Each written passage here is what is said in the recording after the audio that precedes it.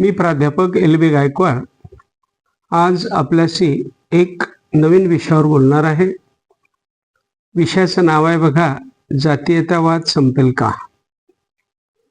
आता जातीयतावाद संपेल का याविषयी जर चर्चा करायची असेल तर सर्वप्रथम आपण बघितलं पाहिजे की जातीयतावाद म्हणजे काय. जातीयतावाद म्हणजे माणसा माणसातला फरक. म्हणजे हा माणूस या जातीचा आहे, तो माणूस त्या जातीचा आहे. याला साध्या सरळ भाषेत आपण जातीयतावाद म्हणू.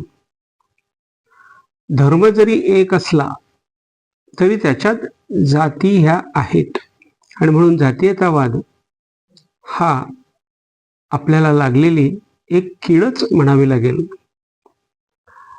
हा जातीयतावाद कोणी निर्माण केला? हा जातीयतावाद माणसाने निर्माण केला हे बरोबर आहे, परंतु आपण जर बघितलं तर आपल्याला असं दिसेल की निसर्गात सुद्धा हा जातीयतावाद आहे. आपण म्हणाल कसा आहे, तर बघा, गुलाबाची जी फुलं असतात, झाडं असतात, रोपटे असतात, ती वेगवेगळ्या प्रकारची आहेत.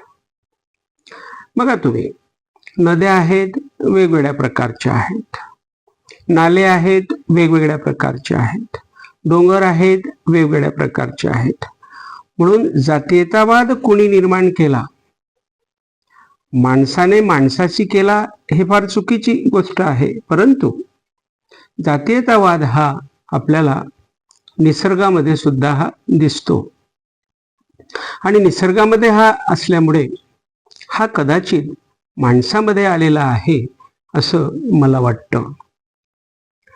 जातीयतावाद निसर्गात आहे का या मुद्द्यावर जर चर्चा केली तर मी आताच आपल्याला सांगितलं की जातीयतावाद हा निसर्गात आहे. बघा, आताच आपण चर्चा केलेली आहे. मग हा जातीयतावाद निसर्ग करतो का? तर नाही.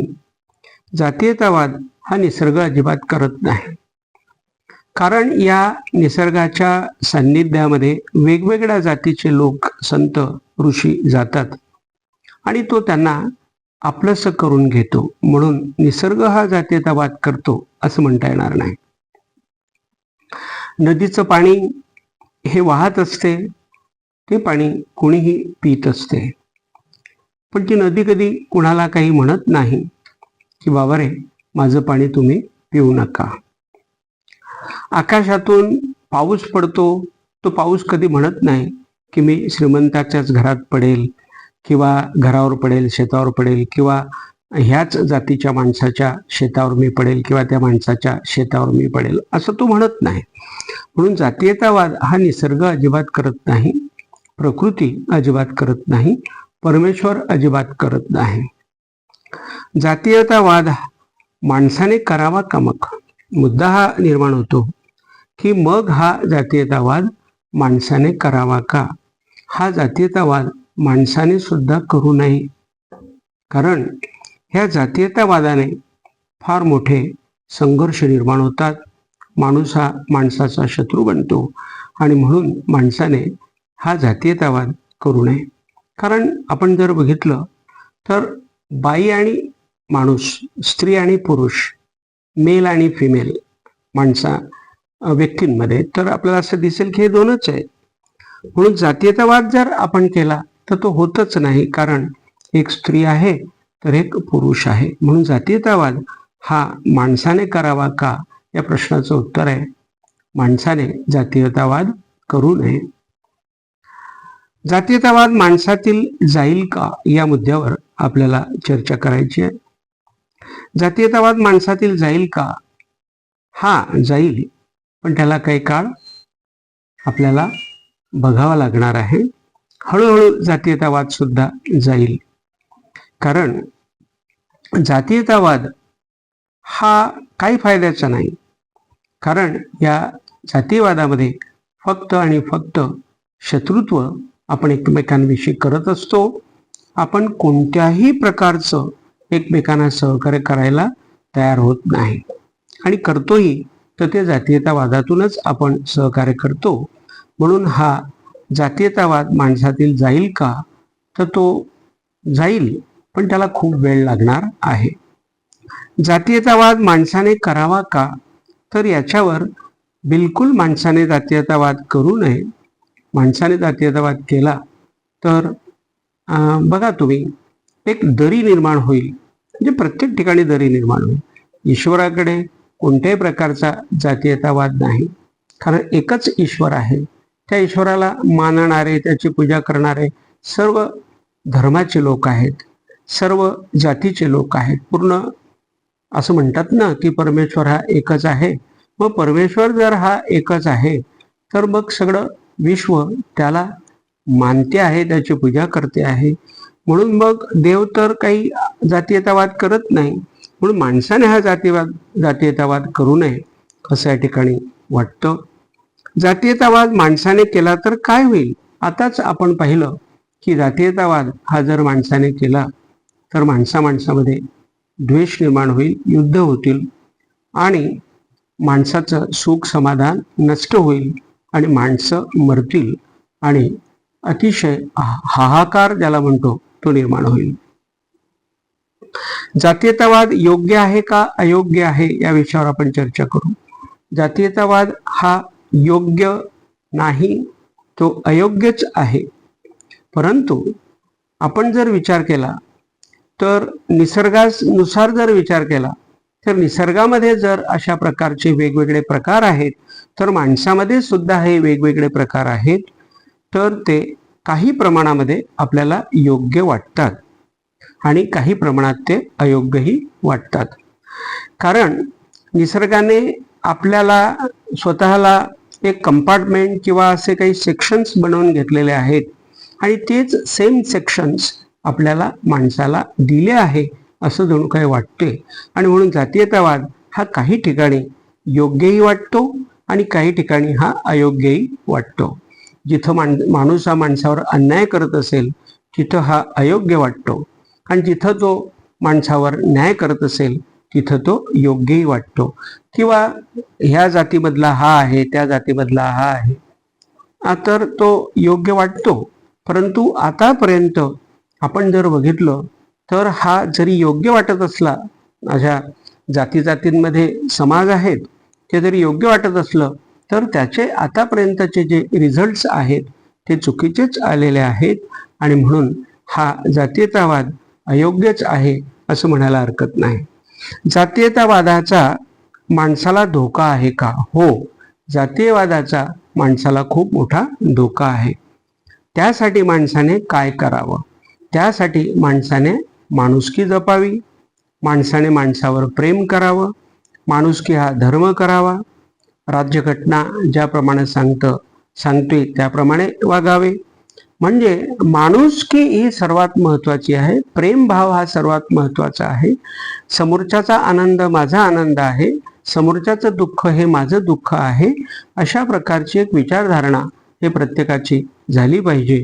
आणि त्यासाठी माणसाने प्रयत्न केले पाहिजे. एकमेका सहाय्य करू अवघे धरू सुपंथ. कारण दुःख आपल्याला झालं तर आपल्याला त्याच्या यातना होतात. दुसऱ्याला जर आपल्यामुळे दुःख होत असेल तर त्याच्या यातना आपल्याला समजल्या पाहिजे. आणि म्हणून त्यासाठी माणसाने हा जातीयतावाद विसरून माणसाने माणसाला मदत केली पाहिजे असं या ठिकाणी वाटते. दुसऱ्या जातीत विवाह होणे योग्य आहे का? हा फार मला काही मित्रमंडळींनी सांगितलं की याच्यावर थोडंसं बोला. तर दुसऱ्या जातीत विवाह होणं योग्य आहे का? बघा, आपण जर विचार केला तर जात हा मुद्दा नाहीच आहे. कारण सगळे लोक म्हणतात की जातीयतावाद नको. आता दुसऱ्या जातीत विवाह होणे हे योग्यच म्हणावं लागेल आपल्याला, नाही का? आपल्याला हे योग्यच म्हणावं लागेल. कारण दुसऱ्या जातीत जर विवाह होत असेल तर आपल्याला ते वाईट वाटतं. का? तर आपल्या जातीचा आपल्याला तो गर्व असतो, अभिमान असतो, ताठा असतो आणि आपल्या जातीची आपल्याला सवय झालेली असते. आणि म्हणून मग आपण दुसऱ्या जातीला ॲक्सेप्ट करत नाही. म्हणून दुसऱ्या जातीत विवाह होणे योग्य आहे का? तर मी म्हणेन योग्य आहे, अयोग्य नाही.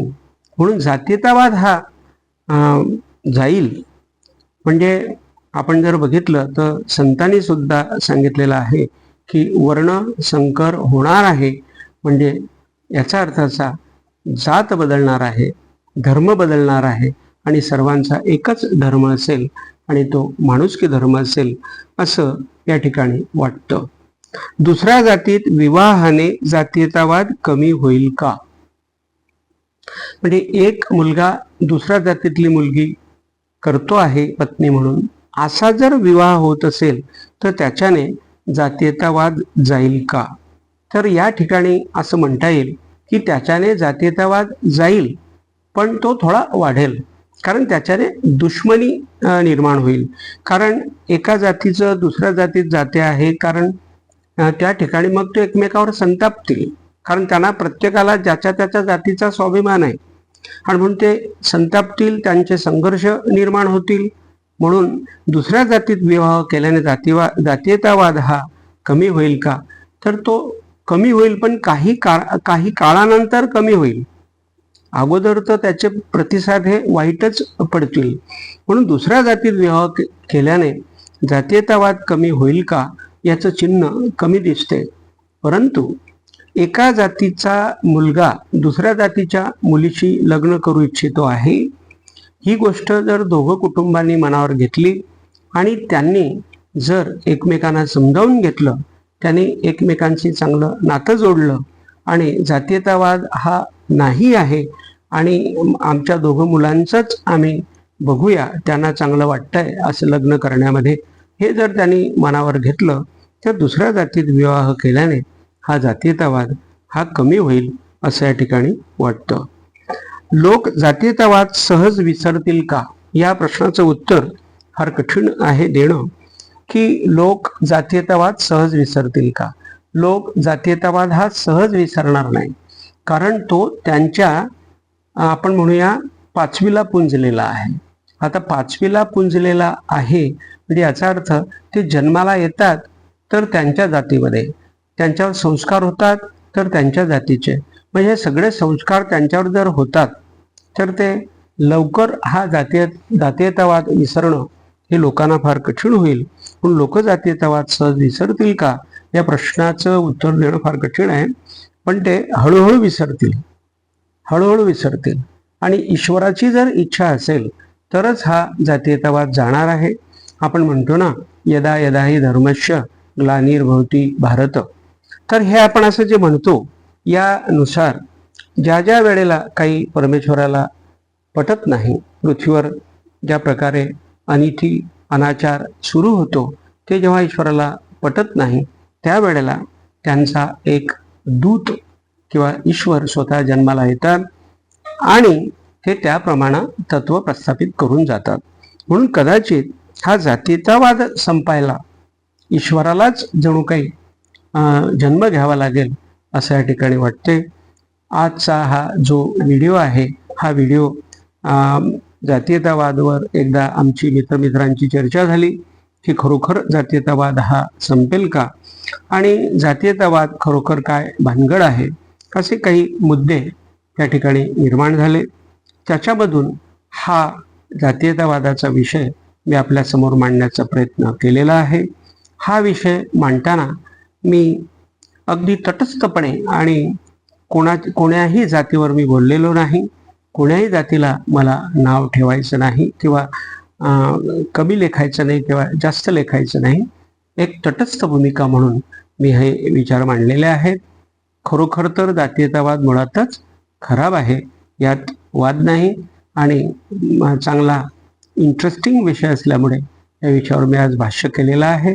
हा व्हिडिओ आपल्याला कसा वाटतो कृपया करून मला कमेंट बॉक्समध्ये कळवायचं आहे आणि हा व्हिडिओ आपल्या मित्रमंडळींमध्ये जास्तीत जास्त शेअर करायचा आहे. थांबतो.